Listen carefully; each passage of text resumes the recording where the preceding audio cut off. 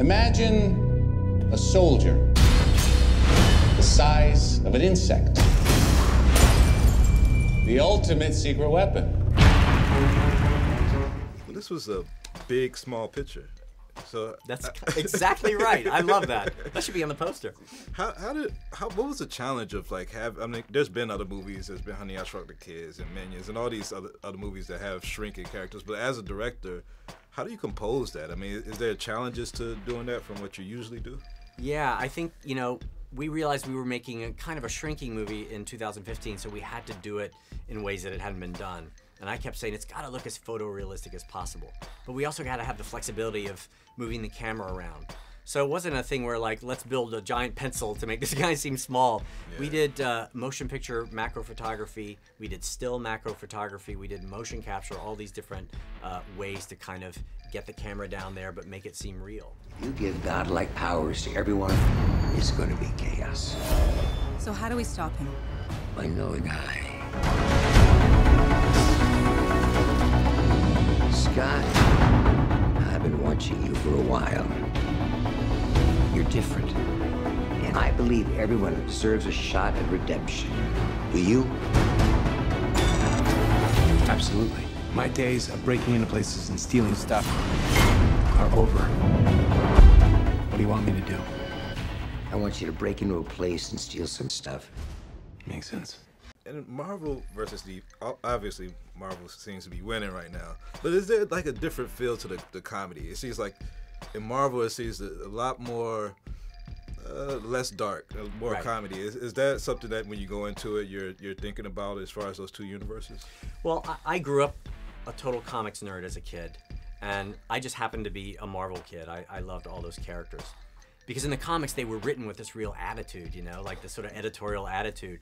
And it's carried over into the movies. I also think in doing a movie called Ant-Man, where his powers are shrinking and controlling ants, they're such weird powers that you want to have fun with it. I mean, you want to have real stakes and have it be serious, but, you know, you've got to kind of do it with a wink. But you also have these family dynamics. I mean, I'm a father of two girls and a boy, but, you know, that father-daughter relationship is very prevalent in there. What was the challenges of selling those relationships to the audience? I think that was the thing about Ant-Man that immediately made it different than any of the other Marvel movies to me, is that Scott Lang's a parent. And I thought that was a really cool dynamic. Here's a guy getting out of prison, he just wants to get his life back on track and be a part of his daughter's life, and these temptations keep coming up and he gets drawn into this much larger thing. But, you know, the idea of dealing with that, I thought was really, really strong. It's by its nature kind of a smaller, more intimate Marvel movie. I mean, when I first met with Marvel and we were talking about it, it's like it's a movie where the third act battle takes place in a little girl's bedroom. And I thought that was just a great, great concept, a great twist on the third act battle. Are you ready to become the hero?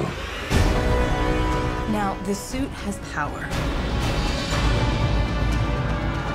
You have to learn how to control it. And these are your greatest allies. You're kind of cute. Whoa. When you're small, you have superhuman strength. You're like a bullet. So you need to know how to punch. You want to show me how to punch? Show me how to punch. That's how you punch. As you just spoke when you started with Marvel, it's been reported that this movie, you know, was started with a different director, with Edgar. Do you pick up anything from where he left off, or is it just like clean slate? You know, I'm starting it. Well, Edgar and Joe wrote a bunch of drafts of the movie, and there's great stuff. It was their idea, it was to sort of make it a heist movie, and to really kind of have the Scott Lang, Hank Pym mentor-mentee dynamic. That was all Edgar and Joe, and that was a great, great idea. When I came on, Adam McKay and Paul started doing rewrites on the script, and you know, we took that basic idea and characters and even took it further. You know, we wanted, I think, even more emotion in the movie, because we were doing there are two father-daughter stories in the movie. Two guys who have kind of, you know, been alienated from their daughters, and that was important to sort of strengthen that and make it emotional. And last question, Marvel's been known for these Easter egg, the after credit scene, and everything else. As a director, and Entourage and other movies have stolen it recently. Yeah.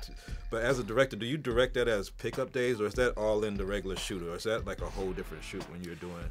Well, in our case, it was part of the shoot. We knew that you know, there were certain elements of the movie that were gonna, you know, particularly with Hope's character, that we wanted to sort of show, and then also, you know, it was something that we talked about a lot, that we really wanted to be a part of the movie. So it was something we planned out in the regular shoot days.